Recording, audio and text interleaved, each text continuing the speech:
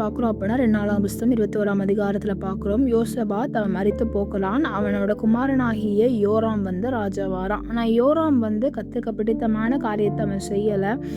அவன் யோசபாத்தோட காரியங்கள் யோசபாத் கொண்டு போன வழியிலையோ இல்லை ஆசாப் போன வழியிலையோ அவன் செய்யலை. அவன் என்ன பண்ணுறான் அப்படின்னா அவன் ஆகாப்பின் வீட்டார் செய்தது போல செய்தான். ஆகாப்பின் குமாரத்தி அவனுக்கு மனைவியாய் இருந்தான். கர்த்தரின் பார்வைக்கு அவன் பொல்லாததை அவன் செய்தான் அப்படின்னு சொல்லி பார்க்குறோம். ஆனால் கர்த்தர் தாவீதுக்கு அவன் குமாரனுக்கு வாக்குறுதி கொடுத்தார். அதனால் அவன் என்ன பண்ண தாவீதின் வம்சத்தை அழிக்க சித்தமில்லாது இருந்ததினால் அவர் என்ன பண்ணார்னா ஆண்டவர் யூதாவுடைய கையின் கீழே ஏதோமியரை கலங்க பண்ணுறாங்க.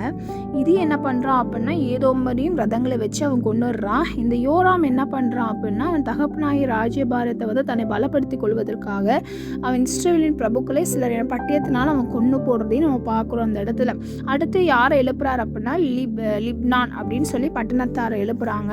அங்கே என்ன பண்ணுறான் அப்படின்னா அங்கே ஒரு கலக்கத்தை உண்டு பண்ணுறார் ஆண்டவர். அவர் மலையின் மேலே மேடைகளை உண்டாக்கி எரிசின் கூட சோரம் போக பண்ணி யூதாவை அதற்கு ஏவி விட்டான் அப்படின்னு சொல்லி பார்க்குறோம். அப்போ இவன் கைக்கு ஒரு நிருபம் வருது. எலியா எழுதின ஒரு நிருபம் வருது. நீ தாவீதின் தேவனாகிய கர்த்தர் உரைக்கிறது என்னவென்றால் உன் தகப்பனாகிய யோசபாத்தின் வழியிலும் யூதாவு ராஜாவை ஆசாப்பின் வழியில் என்ன பண்ணல நீ நடக்கலை. அதனால நீ என்ன பண்ணியிருக்க அப்படின்னா உன் சகோதரர்கள் நீ கொண்டு போட்டிருக்க. அதனால உன் ஆண்டு என்ன பண்ணுறார் அப்படின்னா கர்த்தர் உன் ஜனத்தையும் உன் பிள்ளைகளையும் உன் மனைவிகளையும் உனக்கு உண்டான எல்லாவற்றையும் மகாவாதையினால் பாதிப்பார்.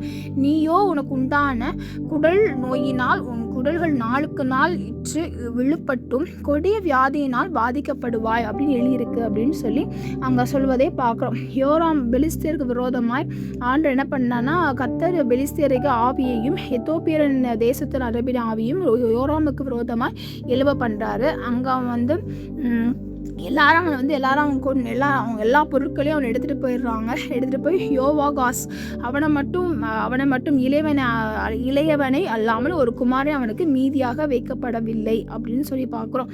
இவன் ஒரு நாளுக்கு நாள் என்ன ஆகிறான் அப்படின்னா அவன் குடல்கள் உண்டான தீராத நோயினால் அவன் பாதிக்கப்படுறான். அவனோட குடல் என்ன ஆகுது அப்படின்னா சரிந்து கொடிய வியாதியினால் செத்து போகிறவனாக இருக்கிறான். இவனை அடக்கம் பண்ணுறாங்க. ஆனால் தாவீது வம்சத்து நகரத்தில் அடக்கம் பண்ணுறாங்க. ஆனால் ராஜாக்களின் கல்லறையில் அவனை வைக்கவில்லை அப்படின்னு சொல்லி பார்க்குறோம். கர்த்தர் தாமே ஆசீர்வதிப்பாராக.